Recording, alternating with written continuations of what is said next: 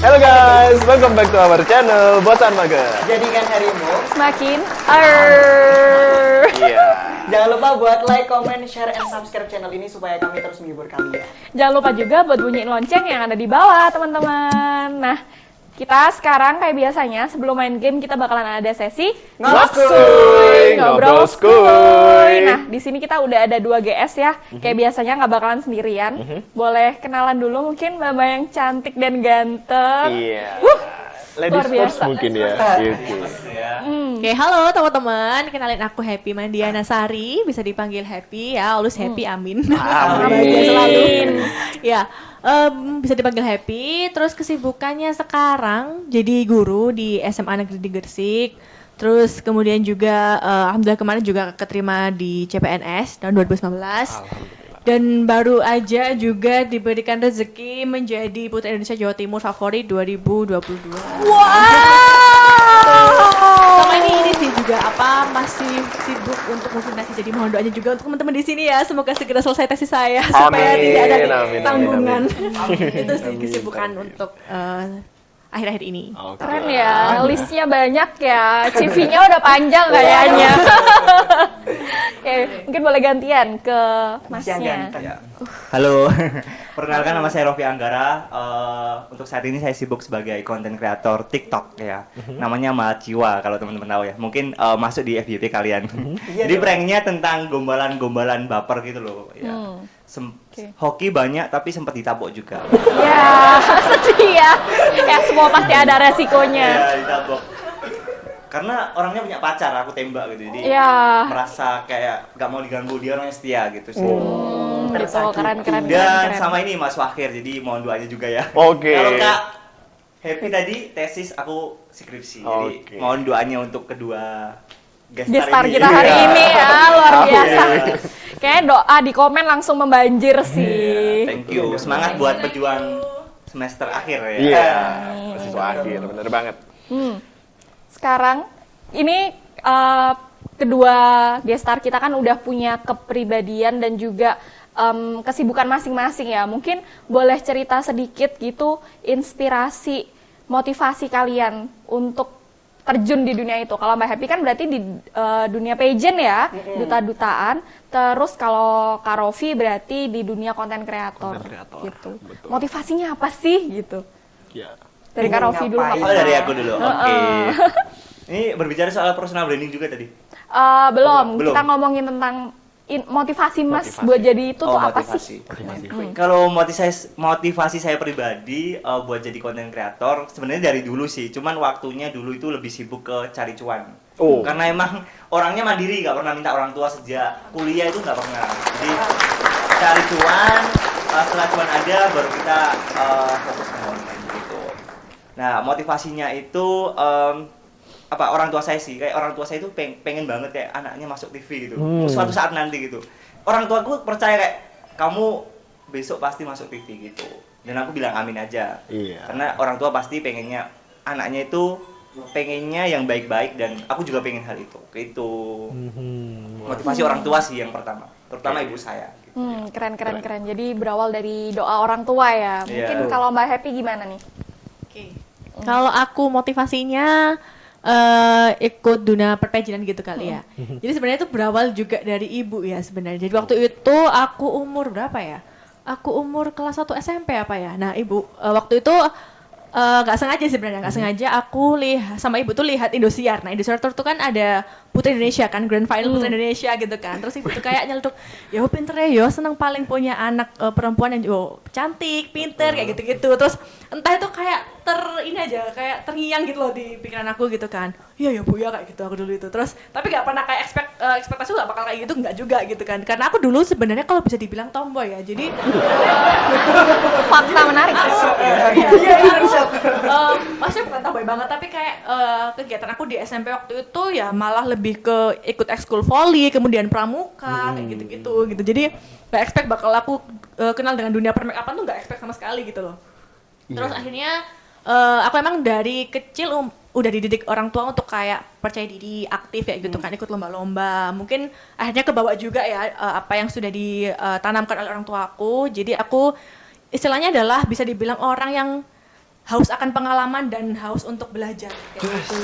Jadi maksudnya hidup itu bukan hanya untuk kayak udahlah aku sampai titik sini aja, enggak, tapi aku tuh kayak pengen belajar lagi kayak gitu. Itu yang ditanamkan dari orang tua aku. Nah, dari situlah gitu ya, kan aku memang sudah terbiasa percaya diri gitu. Akhirnya dari terbiasa ikut lomba juga akhirnya.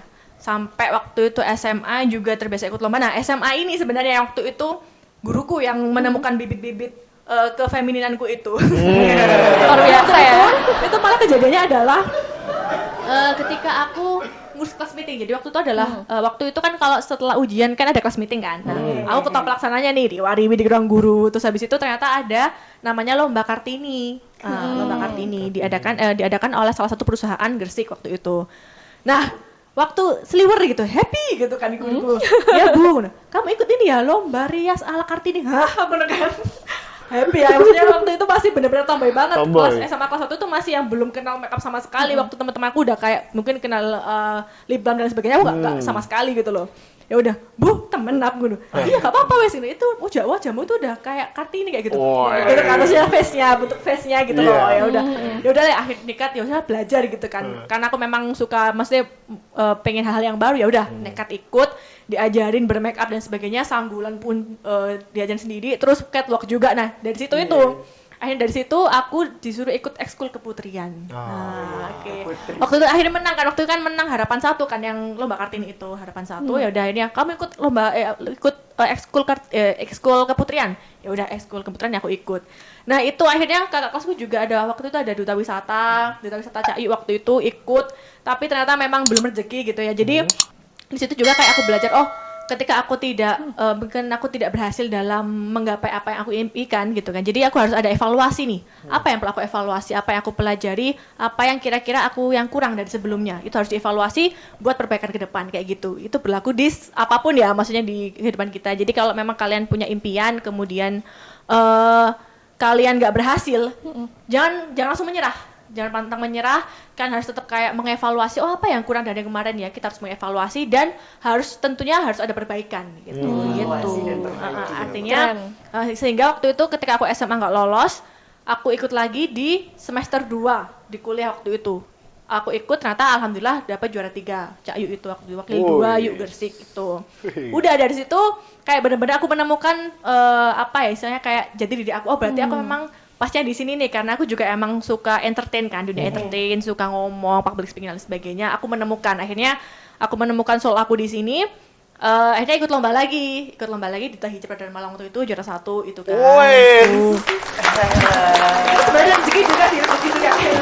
Cuma ya tadi kayak tadi maksudnya harus belajar gitu. Apa yang jadi di setiap kriteria duta kan pasti ada ya kan, Ilyas juga duta kan ya. Pasti kan di setiap duta-dutaan kan pasti ada kriteria masing-masing, harus belajar, harus istilahnya jangan pantang menyerah lah untuk, dan jangan lupa juga untuk usaha dan doanya, itu yang paling penting. Keren. Ngomongin soal kriteria, sebenarnya kalau Putri Indonesia Jawa Timur itu yang harus ditampilkan wajahnya dari seorang Kak Happy ini apa sebagai Putri Indonesia Jawa Timur gitu? Oke. Kalau Putri Indonesia itu ini ya, lebih kayak ke nantinya kita terjun di masyarakat, bermanfaat gitu ya. Kita akan diharapkan menjadi seorang perempuan yang bukan hanya cantik, bukan hanya pintar, tapi bagaimana kita bisa bermanfaat bagi sekitar kita kayak gitu. Jadi makanya ketika kemarin waktu Putri Indonesia itu kayak kita itu ada kayak itu namanya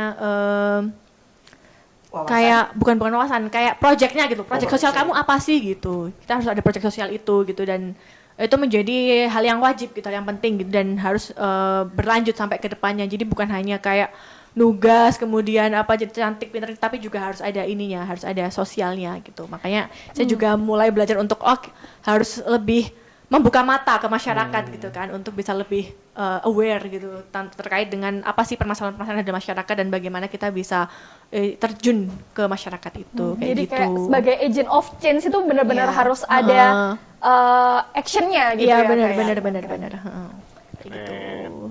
Itu sih sedikit pengalaman secuplik. Semoga udah berubah. Benar, keren. Banget. Keren Itu sih, banget pokoknya tuh. intinya ya jangan pernah lelah untuk belajar dan jangan pernah lelah untuk mencari pengalaman gitu. Karena itu pengalaman tuh kayak guru kehidupan kita gitu loh. Yep, Gitu. Dari situ betul banget. kita akan lebih dewasa, kita akan lebih